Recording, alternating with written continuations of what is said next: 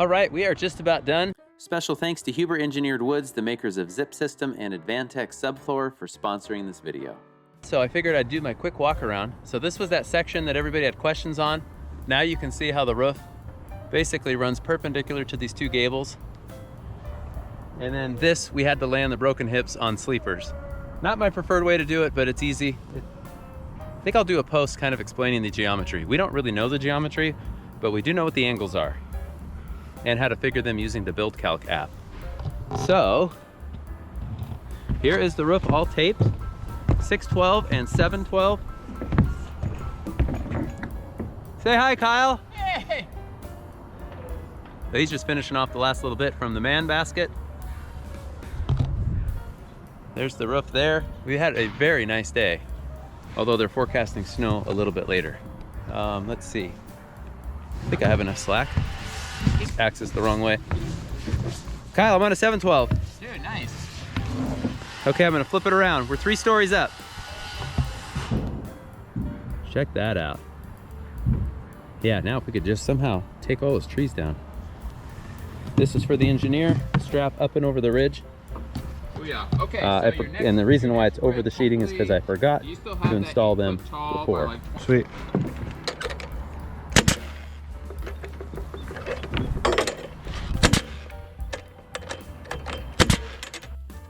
So the strap here is just an alternative detail because we couldn't get the column cap to fit in with the way we frame rake walls, and the engineer spec'd this.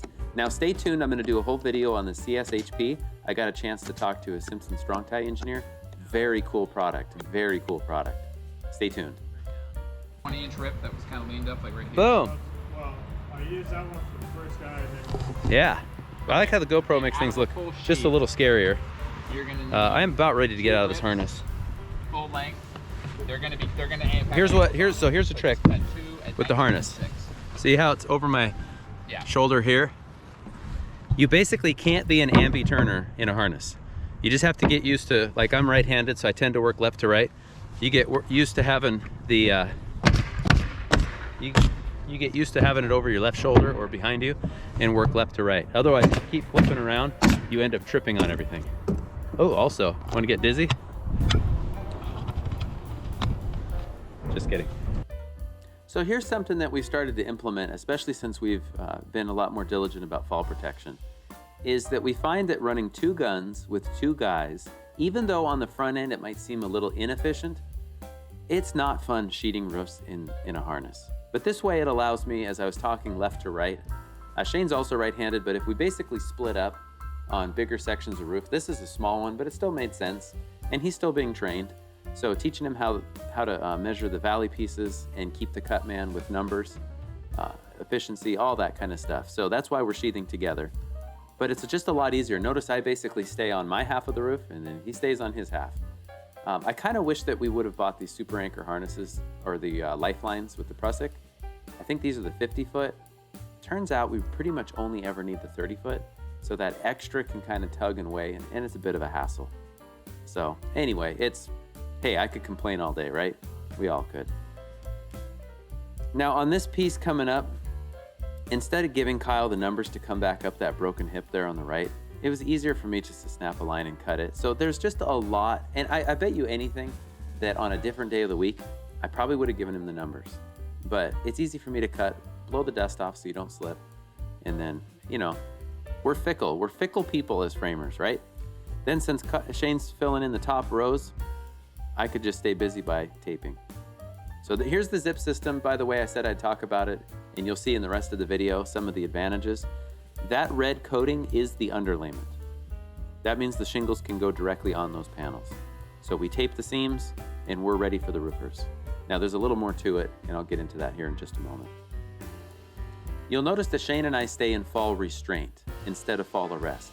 So once you walk to the edge, set your rope length to that plus just a little bit. Now you're in fall restraint, so it acts like a seatbelt in the sense that you can't fall off the roof. The length is set. You still have to be careful of swing falls, but that's a subject for another day. Okay, so that's it. We are dried in. We got some porch roofs to do tomorrow. And then once all the trades, there's gonna be a vent pipe for the plumber and I think a bath fan over here. And then the master bath is over there, so it'll be a couple penetrations. But here are the valleys taped. I'll walk over here and show you. Now here's Shane's taping the valley.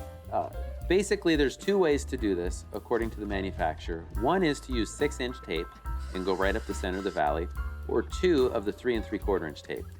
We like 3 pieces, 1 right up the middle and then 1 up each side of the roof with a minimum 1-inch overlap. We find that it's just easier to work with and there's no release paper to slip on the roof. Don't forget to roll the tape.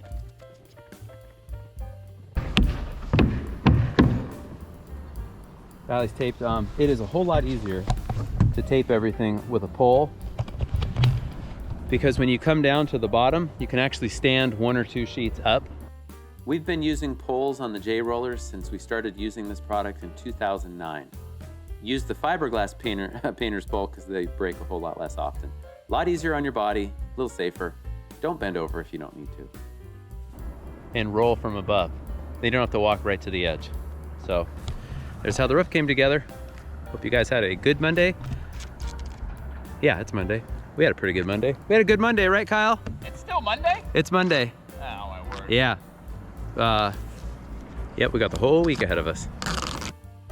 Okay, so Shane's up on the roof, pushing off the excess snow so that the roof will dry out. We needed to do some roof framing right there, and it's right where all those valleys came in, which means we would just be underneath melting snow all day.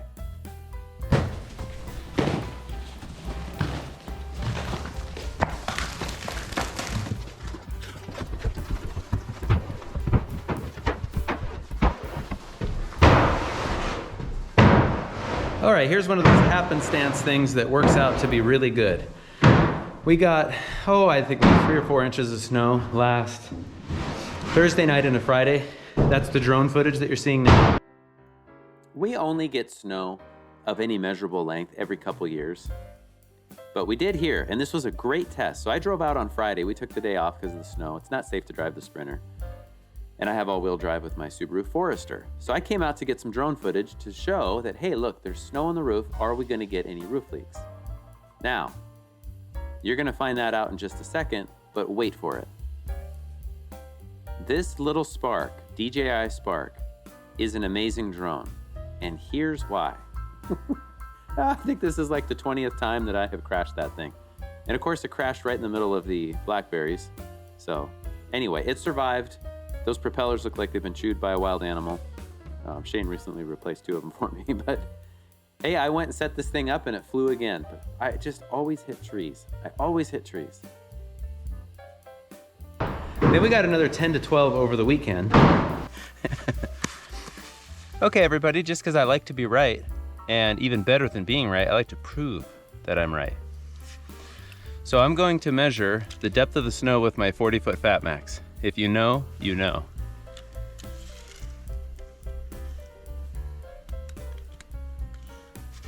It just keeps going. Wow, it's even deeper than I thought. I need to get my eye recalibrated. All of you doubters. Okay, I'm gonna stop right there. That's 9 foot deep, so I was right. Fat Max. Today's Tuesday. Yesterday it started to melt. So, this roof system is just the zip panels taped. Do we have any leaks? The snow's been sitting on the roof. Now it's been melting. And there is no leaks.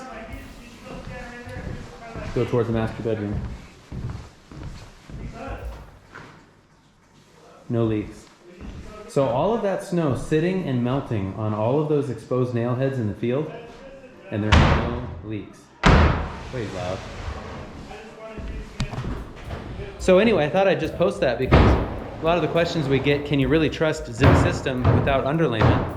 And I'm gonna say yes. This is why we trust it. We install the Eaves metal here. Hey, by the way, don't tell anybody, but we did end up priming that cut end on the LP trim. Again, future video.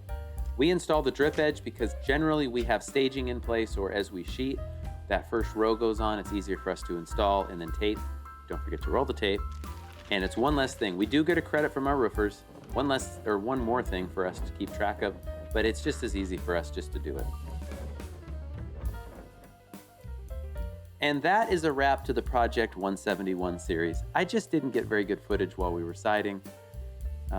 Stay tuned for a future video on that. This is all the LP Smart Side. We've been using their products for almost 30 years. That's board and bat, some cedar shingles, this smooth lap siding, and then down below we'll get brick. Notice the roof's not on, by the way. We're staggering the trades. In fact, as of today, April 30th, the plumbers are just getting started. Anyway, thank you so much for watching.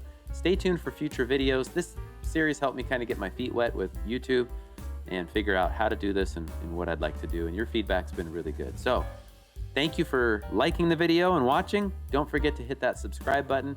Tell all of your friends. And by the way, if any of you know Elon Musk, can you send him my YouTube channel? I would really like to be an influencer for Tesla. If you could see me, I'm smirking. Have a great day, everybody.